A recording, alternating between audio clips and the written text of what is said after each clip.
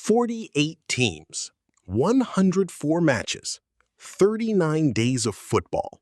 That's the biggest World Cup in history, and most fans have no idea why the math works out that way. Where did 104 even come from? Why not 100? Why not 96?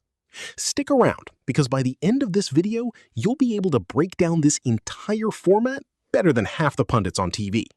Let's rewind. For the last 24 years, the World Cup had 32 teams, 8 groups of 4, simple, clean.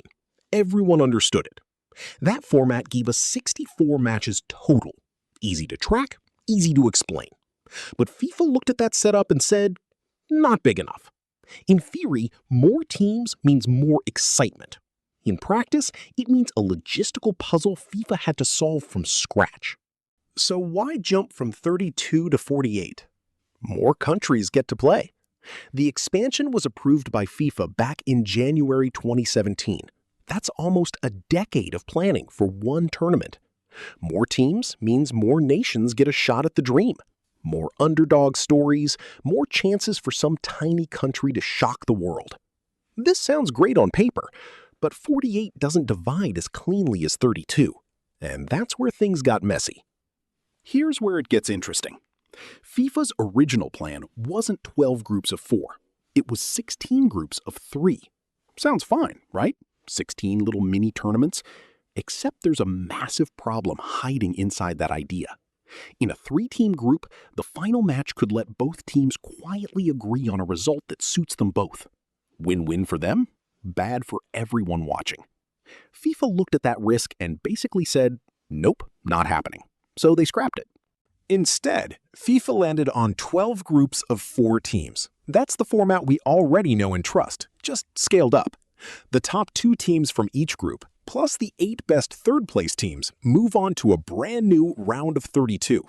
That phrase, best third-place teams, is going to matter a lot during the tournament, because suddenly, even finishing third in your group isn't a death sentence. You can still sneak through if your group was just a little bit weaker than the others. Okay, here's the actual math. The group stage alone produces 72 matches, and the knockout stage adds another 32. Wait, let's be precise.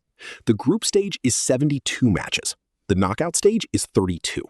Add those together and you get 104. The group stage used to be the bulk of the tournament, and now it's even bigger. 12 groups, 6 matches per group, that's your 72 right there. Then the new round of 32 doubles the old knockout bracket. Round of 32, round of 16, quarters, semis, third place game, final. That stacks up fast. Here's the part that affects players the most. Teams that make it all the way to the final now have to play up to 8 matches instead of 7 like before. One extra match doesn't sound like much, but these are elite athletes already running on fumes by the end of a club season. You know the type, the guy who looks exhausted by minute 70 in every big game. Now imagine that, but for an entire extra match on a global stage with 0 room for rest. So why does any of this matter if you're just watching from your couch? Because this format change is reshaping the entire sports calendar. Most major European leagues kick off their new season just a month after the World Cup final wraps up. That means players go straight from World Cup chaos into club season chaos. No real off-season. This isn't just a stat for nerds. It's the reason your favorite player might look gassed in September. So here's the one sentence that sums up everything we just covered.